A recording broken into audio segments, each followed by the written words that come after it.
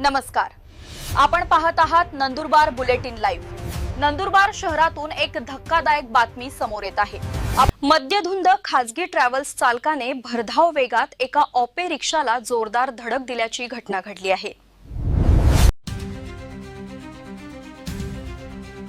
नंदुरबारहून पुण्याकडे जाणारी खाजगी ट्रॅव्हल्स भरधाव वेगाने जात असताना चालकाचे वाहनावरील नियंत्रण सुटले आणि समोरून येणाऱ्या ॲपे रिक्षाला जोरदार धडक बसली।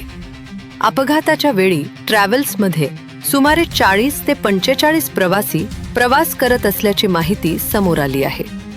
या अपघातात ट्रॅव्हल्स चालक जखमी झाला असून त्याच्यावर उपचार सुरू आहेत। धडकेची तीव्रता इतकी होती की ट्रॅव्हल्स आणि ॲपे रिक्षाचे मोठ्या प्रमाणात नुकसान झाले आहे। सुदैवाने मोठी जीवितहानी टळली असली तरी या घटनेमुळे परिसरात काही काळ वाहतूक विस्कळीत झाली होती।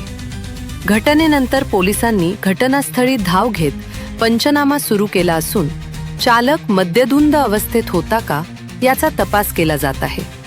या प्रकरणी अधिक तपास सुरू असून पुढील अपडेटसाठी पाहत रहा नंदुरबार बुलेटिन लाईव्ह।